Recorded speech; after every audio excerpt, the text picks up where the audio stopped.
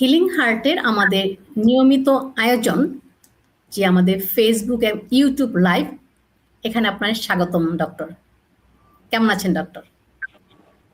ধন্যবাদ আমাকে আমন্ত্রণ জানানোর জন্য। আমি ভালো আছি, আপনি কেমন আছেন সিস্টার? হ্যাঁ, আমিও ভালো আছি। হ্যাঁ, আজ যে বিষয়টা নিয়ে কথা বলতে চাই ডক্টর, সেটা হচ্ছে যে একটা বাস্তব উদাহরণ দিতে চাই। যে কয়েক মাস আগে আমাদের এলাকায়, বাড্ডা এলাকায়, একজন মা তার নিজের সন্তানকে গলা টিপে মেরে ফেলেছে। তো এই নিউজটা খুব মানে ফোকাসড হয়েছে, এবং অনেকে বলছে কি অলক্ষী মা, এই সন্তানকে সে মেরে ফেললো। আসলে এটা যে একটা মেন্টাল হেলথ ইস্যু, যেটাকে বলা হয় পোস্টপার্টাম ডিপ্রেশন, এটি অনেকে জানে না।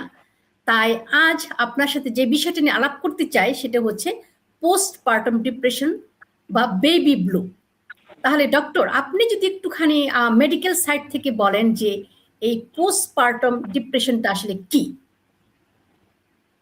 ধন্যবাদ, আপনি খুব চমৎকার একটা টপিক আজকে নিয়েছেন। এটা যদিও খুব বেশিও দেখা যায় না, কিন্তু এই সমস্ত নিউজগুলো মাঝে মাঝে পত্রিকায় আসে বা আমরা ফেসবুকে দেখি, মানে এগুলো আমাদেরকে অনেকটা স্তম্ভিত করে দেয় যে কেন, বা আমরা মানে অনেকটা মানে অবিশ্বাস হয়ে যায় যে কেন আমরা এরকম একটা মা কেন তার বাচ্চাকে মেরে ফেলবে। এর পিছনেও যে বৈজ্ঞানিক কারণ আছে এটা আমরা অনেকেই জানি। তো আমি কিছু বলছি, বেবি ব্লু যেটা আপনি বলছেন বা ম্যাটারনাল সাইকোসিস, বেবি ব্লু যেটা আর পোস্টপার্টাম ডিপ্রেশন যেটা, সেটা একটু ডিফারেন্ট। বেবি ব্লু যেটা, এটা হচ্ছে মায়ের প্রসবের পর পরই হতে পারে, 3 থেকে 14 দিন পর্যন্ত এটা স্থায়িত্ব থাকবে, এবং এখানে কোনো মানে মেডিকেল ট্রিটমেন্ট প্রয়োজন পড়ে না। শুধুমাত্র ফ্যামিলি সাপোর্ট যদি পায় মা, সবার যদি সহযোগিতা, সবার যদি মেন্টাল সাপোর্ট পায়, তাহলে মোটামুটি এটা কিউর হয়ে যায়। কিন্তু পোস্টপার্টাম ডিপ্রেশন যেটা, সেটা একটু ডিফারেন্ট একটা বিষয়। এখানে আপনার শুধু শুরু হয় হচ্ছে বাচ্চা প্রসবের 2 সপ্তাহ পরে থেকে, এবং সেটা টানা বহুদিন এরকম চলতে পারে। এবং এক্ষেত্রে দেখা যায় যে মা কখনো কখনো দেখা যায় প্রচন্ড মেজাজ খিটখিটে হয়ে যাচ্ছে, বাচ্চার প্রতি বিরক্ত করছে, বাচ্চার ক্ষেত্রে দূর দূর করছে, বা বাচ্চাকে অনেক ক্ষেত্রে দুধ দিচ্ছে না, বুকে দুধ দিচ্ছে না, বা অনেক ক্ষেত্রে সে বাচ্চাকে তার আপদ মনে করছে, অনেক ক্ষেত্রে সে গায়েবী আওয়াজ শুনে যে বলছে যে এটা বেশি কোনো শত্রু, একে মেরে ফেলতে হবে, একে মেরে ফেলতে হবে। বাচ্চা মা বলা দিবে, মারতেও চলে যাচ্ছে, অনেক ক্ষেত্রে মেরেও ফেলছে। এটা পোস্টপার্টাম ডিপ্রেশন, এই জিনিসটা। তাহলে আপনি যেটা বলছেন যে বেবি ব্লু যেটা হয় সেটা যে পারিবারিক সাপোর্ট, কারণ একজন মা যখন সন্তান জন্ম দেয় তখন অলরেডি কিন্তু সে অনেক ক্লান্ত থাকে। যদি একটা আনন্দের সংবাদ, যেটা মানে বলবো যে স্ট্রেস, যে এতদিন পর্যন্ত সন্তানটা গর্ভে ধারণ করেছে, এই সন্তান নিয়ে অনেক জল্পনা কল্পনা, এবং মায়ের বডির উপর দিয়ে অনেক কিছু যায় যখন সন্তান জন্মগ্রহণ করে, তখন পারিবারিক যে সাপোর্ট, যে শ্বশুর শাশুড়ি বা স্বামী বা অন্যান্য যারা আছে আত্মীয়স্বজন, তাদের সাপোর্ট পেলে এই যে বেবি ব্লু সেটা ওভারকাম করা সম্ভব। তবে পোস্টপার্টাম ডিপ্রেশন যেটা, সেটার জন্য আসলে আপনি যেটা বলছেন যে অনেকগুলো লক্ষণের কথা বলেছেন, যে লক্ষণগুলো যদি দেখি তাহলেই আমরা মানে সতর্ক হব যে তার পোস্টপার্টাম ডিপ্রেশন। এটাই তো বলছেন ডক্টর? জি, এক্ষেত্রে আমি একটু ভুলে গেছিলাম। বেবি ব্লু কিছু লক্ষণগুলো আমি বলে দিচ্ছি। বেবি ব্লু হলে যেটা হয়, যেটা বাচ্চা প্রসবের 3 থেকে 14 দিনের মধ্যে হয়, যেটা সেটা হচ্ছে বাচ্চার মার মেজাজটা শুধু খিটখিটে থাকে, কিন্তু মা কিন্তু বাচ্চাকে হার্ম করতে চাবে না। হ্যাঁ, বাচ্চা মাকে হার্ম করতে মানে মা বাচ্চাকে হার্ম করবে না, কিন্তু তার মেজাজ খিটখিটে থাকবে, সে সবার সাথে খারাপ ব্যবহার করবে, বা একটু বিরক্ত, সবকিছু বিরক্তি ভাব থাকবে। এটা হচ্ছে বেবি ব্লু ইয়া লক্ষণ। কিন্তু পোস্টমর্টম ডিপ্রেশনে যেটা হবে, সেটা হচ্ছে মানে বাচ্চার মা বাচ্চার প্রতি মানে ইয়া হয়ে থাকবে, আর বাচ্চাকে সে মনে করবে তার জীবনে একটা উপদ্রব, তাহলে এই বাচ্চাকে মনে করবে তার একটা শত্রু, এই বাচ্চাকে সে হার্ম করতে চাবে আর কি। এটা হচ্ছে মানে মোটামুটি ডিফারেন্সটা। হ্যাঁ, যে যে ডিফারেন্সটা বলেছেন, যে হ্যাঁ অবশ্যই যে পোস্টপার্টাম ডিপ্রেশনে যে যে সুইসাইডাল যে টেন্ডেন্সি নিজের প্রতি হতে পারে, সন্তানকে মানে মেরে ফেলা, যে হোমিসাইডের সেই টেন্ডেন্সিটা থাকতে পারে। এটা এটা আপনি বলেছেন, এটা মেজর ডিফারেন্স। হ্যাঁ, আর আসলে যে পোস্টপার্টাম ডিপ্রেশন যেটা হয় একজন নারীর যদি বা একজন মায়ের যদি হয়, আগে মানে সন্তান জন্মের আগেও কি কোনো ধরনের লক্ষণ তার মধ্যে দেখা যায়, কি মনে করেন আপনি? এক্ষেত্রে কিছু কিছু ফ্যাক্ট আছে, যেমন বাচ্চার মা যদি আগে থেকে ডিপ্রেস থাকে, হ্যাঁ, সেটা একটা ফ্যাক্টর হতে পারে। বা ফ্যামিলিতে যদি আগে থেকে ডিসহারমোনি থাকে, সেটা একটা ফ্যাক্টর হতে পারে, বা কোনো স্ট্রেসের মধ্যে যদি থাকে সেটা জব স্ট্রেস হতে পারে, ইকোনমিক প্রেশার হতে পারে, বা ফ্যামিলিয়ার প্রেশার হতে পারে, সেটা একটা হতে পারে। এবং যদি বাচ্চা মা যদি আগে থেকেই যদি সিজোফ্রেনিক হয়ে থাকে, বা এই যে বাইপোলার ডিসঅর্ডার যদি বাচ্চার মায়ের আগে হিস্ট্রি থাকে, সেটা একটা ফ্যাক্টর হতে পারে। হ্যাঁ হ্যাঁ হ্যাঁ, তাহলে আপনি বিভিন্ন ফ্যাক্টরের কথা বলেছেন। আমি একজন ক্লায়েন্ট ডিল করেছিলাম ডক্টর, যে যিনি হচ্ছে আইভিএফ করেছেন, তার সন্তান জন্ম নিয়েছে আইভিএফ এর মাধ্যমে। উনি ইন্ডিয়াতে চিকিৎসা নিয়েছেন। তবে উনি যখন ইন্ডিয়া থেকে বাংলাদেশে আসছিলেন, তখন ইন্ডিয়া থেকে উনি একটা অ্যাপয়েন্টমেন্ট নিয়েছেন আমাদের সেন্টারে আমার সাথে, যে তার বেশ কিছু সমস্যা হচ্ছে। বিশেষ করে স্বামী বলছে যে আমার টুইন বেবি হয়েছে, দুইজনকে আমার ওয়াইফ মেরে ফেলতে চাচ্ছে, কারণ সে বলছে যে তাদের জন্য তার ঘুম হয় না, এই বেবিগুলো অনেক বেশি ডিস্টার্ব করে, কেন জন্ম হয়েছে, নানান ধরনের নেগেটিভ কথা বলছে। তারা এয়ারপোর্ট থেকে সরাসরি আমাদের সেন্টারে এসে সেশন নেওয়ার জন্য। আসলে তখন তার সাথে কথা বলে যেটা পাওয়া গেল, যে মা এই যে ডিপ্রেশনের যে ফ্যাক্টরগুলো বলেছেন যে কি কি কজ হতে পারে, উনি যে ব্যাপারটা নিয়ে কথা বলছেন, উনি যেহেতু মানে মুসলিম ধর্মের ছিলেন, অনেকেই তাকে উল্টাপাল্টা কথা বলেছে যে এটা হারাম, আইভিএফ হারাম, ন্যাচারালি বাচ্চা হতে হবে। এই কথাগুলি উনি যে 9 মাস হসপিটালে ছিলেন, ওখানে যে আইভিএফ করে পুরো টাইমটা ওখানে ছিলেন, উনি অনেক নেগেটিভ কথা শুনেছেন আমাদের কাছ থেকে। এটা শুনে উনি এটা আত্মস্থ করেছেন এবং মনে হচ্ছে যে উনি এই আইভিএফ করে একটা হারাম কাজ করে ফেলেছেন, নিজেকে উনি কোনোভাবে মাফ করতে পারছিলেন না। এইটা হচ্ছিল। হ্যাঁ বলেন স্যার। উনি একটা অপরাধ বোধে ভুগছিলেন নাকি? হ্যাঁ হ্যাঁ হ্যাঁ, অপরাধবোধ যে সে ধর্মীয় অনুশাসন অবমাননা করেছে। তাহলে এটা একটা ফ্যাক্টর, যে পরিবেশগত ভাবে আমরা কি পাই, মানুষ কি বলে, অন্যের ডিপ্রেশন তৈরি করে। হ্যাঁ, এরকম। তাহলে আপনি বলেছেন যে জন্মের আগে, মানে সন্তান জন্মের আগেও যদি কোনো ধরনের কারণ থাকে, আর কি কি কারণে একজন মায়ের মানে পোস্টপার্টাম ডিপ্রেশনটা হতে পারে? ওই যে যেগুলো বললাম সেগুলোর সাথে ধরেন বাচ্চা মা যদি আগে থেকে সাইকোসিসে ভুগতে থাকে, সেটা হতে পারে। তারপরে ধরেন আপনার বাচ্চার মায়ের বয়সটা যদি একটু বেশি হয়, বেশি বয়স যদি বাচ্চা মানে উনি যদি মা হন আর কি, সেটা একটা হতে পারে। এবং বাচ্চা জন্ম দিতে যে বাচ্চা মায়ের যদি বেশি কষ্ট হয়, বিশেষ করে যে প্রলং লেবার যেটাকে বলে আর কি, মানে দেখা গেল যে নর্মাল ডেলিভারি করার জন্য বাচ্চার মা হয়তো 18 ঘন্টা হয়তো ওই প্রসব লেবার রুমে ছিলেন, ওইটা তার মেন্টালি দেখে ট্রমাটাইজ যদি করে ফেলে আর কি এই জিনিসটা, সেটা কারণ হতে পারে। তাহলে যেটা আপনি বলছেন বিভিন্ন কারণগুলো আপনি বলেছেন, এখন কোন একজন মা পোস্টপার্টাম ডিপ্রেশনে ভুগছেন নাকি বেবি ব্লুতে ভুগছেন, সেটা আমরা কিভাবে আসলে অ্যাসেস করতে পারি, মানে সেটা আমরা কিভাবে আইডেন্টিফাই করতে পারি মায়ের এই সমস্যাগুলো হচ্ছে? কোনো মেজার করার জন্য কোনো স্কেল বা কোনো ধরনের কি করতে পারি আমরা, বা কার কাছে যেতে পারি? যে স্কেল একটা আছে, এটা ইউকে এটা ফলো করে। আর এমন বাংলাদেশে আমরা জাস্ট সিমটম বেস দেখে আর কি, যে ডিউরেশনটা কবে থেকে, যেটা যদি বাচ্চা প্রসবের পরে যদি হয়ে থাকে, 2 থেকে 3 দিনের মধ্যে যদি হয়ে থাকে, এবং তাহলে সেটা হচ্ছে বেবি ব্লু আর কি। কিন্তু যদি সেটা 2 সপ্তাহ পরের থেকে যদি শুরু হয়, এবং সেটা যদি পারসিস্ট করে মিনিমাম অন্তত 2 সপ্তাহ, সেই ক্ষেত্রে পোস্টপার্টাম ডিপ্রেশন এটা ধরে নেওয়া যায়। সাথে যদি বাচ্চা মায়ের কিছু আচরণগত যে পার্থক্যগুলো, যেটা ওই যে আমি যেটা বললাম যে বেটার আর ব্লু হলে বাচ্চা মা কিন্তু বাচ্চার প্রতি কোনো হার্মফুল হবে না, কিন্তু পোস্টপার্টাম ডিপ্রেশন বাচ্চার মা কিন্তু বাচ্চাকে হার্মফুল হবে, বাচ্চাকে মেরে ফেলতে চাবে। এটা হচ্ছে বড় জায়গায় একটা ডিফারেন্স আর কি, দুইটা। হ্যাঁ, তাহলে আপনি যেটা বলেছেন যে পোস্টপার্টাম ডিপ্রেশন হলে এটা মোর রিস্ক না, রিস্ক ফ্যাক্টর আছে তখন। বাচ্চা মা এবং বাচ্চা দুজনেই হার্ম হওয়ার সম্ভাবনা এমন হতে পারে, বাচ্চাকে মেরে ফেলতে পারে, নিজে সুইসাইড করে ফেলতে পারে। আচ্ছা, তাহলে আপনি এই যে রিস্ক ফ্যাক্টর এগুলো কমানোর জন্য পরিবারের ভূমিকা কি, বা আত্মীয় স্বজন, আমি বলবো যে যেহেতু মা সন্তান জন্ম দিচ্ছে, সেখানে হাজবেন্ডের ভূমিকা কি, যেন তার স্ত্রী এই প্রবলেম থেকে বের হয়ে আসতে পারে, কি ভূমিকা থাকতে পারে?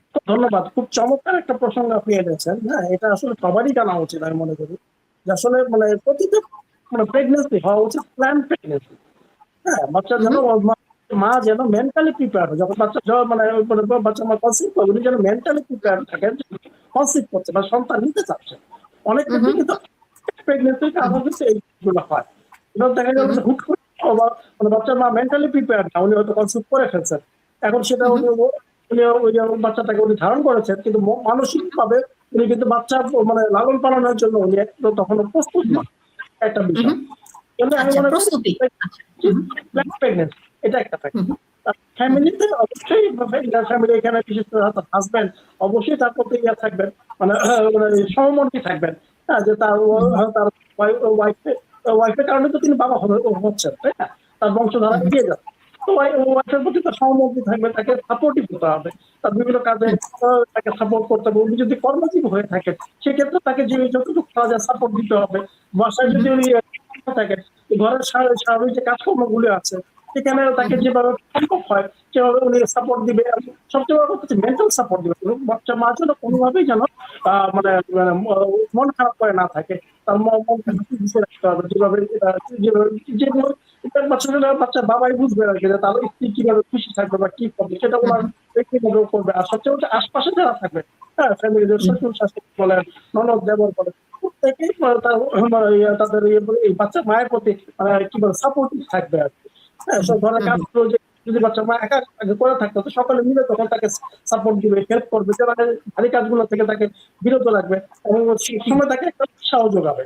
অনেক ক্ষেত্রে শাশুড়িরা দেখা যায় যে মানে ওই ইয়ে করে, যে বলে যে আমরা কি আগে মা হইলেই, আমরা তো অনেকগুলো বাচ্চা পাচ্ছি, তুমি করতে যে এই অবস্থা কেন, যে এই সমস্ত যে কথাবার্তা আসলে অনেকে কষ্ট পায় আর কি, মহিলারা কষ্ট পায়, ওইটার কারণে তাদেরকে ডিপ্রেশন হতে পারে। হ্যাঁ হ্যাঁ হ্যাঁ, আপনি চমৎকারভাবে বলেছেন যে কয়েকটা সাপোর্টিং, কিভাবে আমরা সাপোর্ট বাড়িয়ে দিতে পারি, খুব ইম্পর্টেন্ট পয়েন্ট বলেছেন।